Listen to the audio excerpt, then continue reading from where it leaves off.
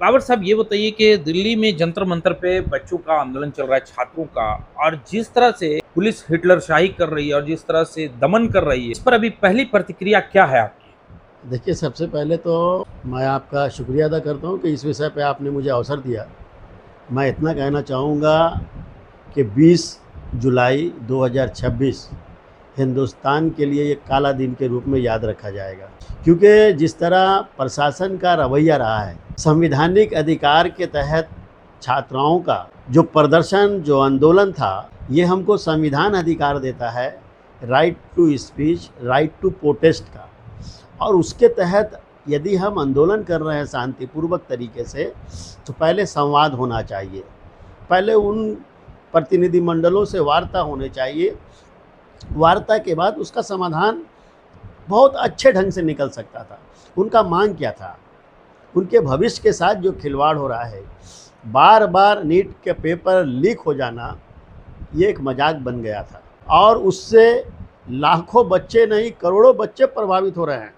और ये प्रभावित होने के बाद भी केंद्र सरकार को जो गंभीरता से इस विषय को संज्ञान में लेना था, कहीं ना कहीं सरकार इस पर चुप्पी साध करके बहुत ही आराम के साथ अपने जवाबदेही से बचना चाह रही थी, जिसका नतीजा था जंतर मंतर में जो आंदोलन हो रहा है। ये एक ऐतिहासिक आंदोलन है, और इस ऐतिहासिक आंदोलन को कुचलने का जो प्रयास किया गया है, हमको कहीं ना कहीं लगता है कि ये भारतीय जनता पार्टी की केंद्र सरकार जो है, ये एक बहुत बड़ी भूल की है।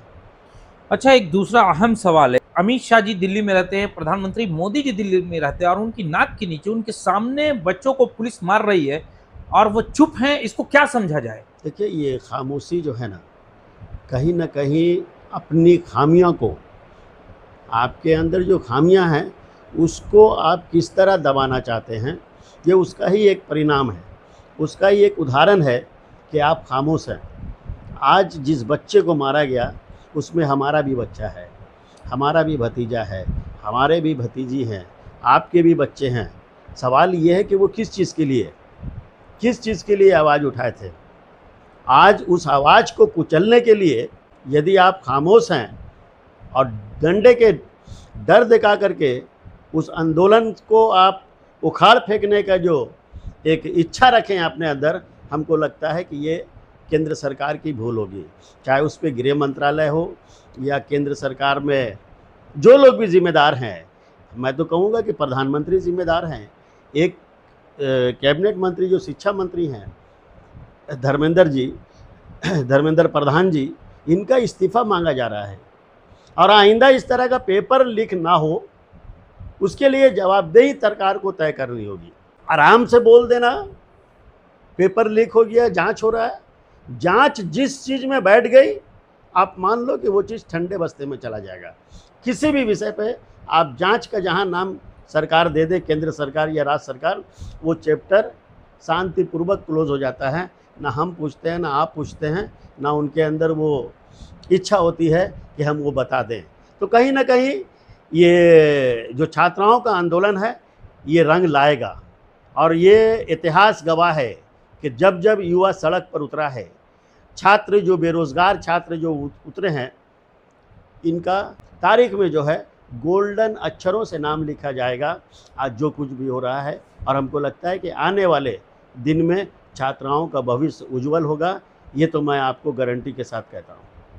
चंद्रबाबू नायडू और नीतीश कुमार क्यों खामोश हैं? पुलिस प्रताड़ना कर रही है स्टूडेंट्स का। देखिए, ये सारे लोग देर ही सही दुरुस्त आएंगे, वो लोग भी देख रहे हैं। कहीं ना कहीं कुछ तो बात है कि ये खामोश हैं। आज पटना में भी हुआ है, आप नीतीश कुमार की बात कर रहे हैं, और हमको लगता है कि हिंदुस्तान के हर राज्यों में ये आवाज़ उठेगी, क्योंकि उनकी मांग जायज़ है।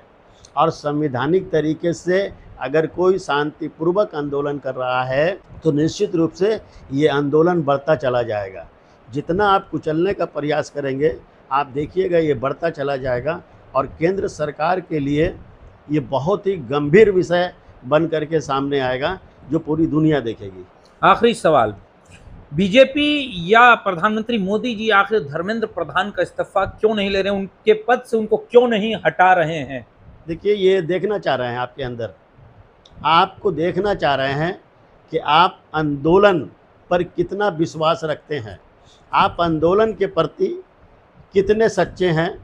और आंदोलन के उपरांत उनका यही सोच था ना कि लाठी और डंडे की डर से जो है ना ये आंदोलन ख़त्म हो जाएगा। अब ये मजबूर होंगे।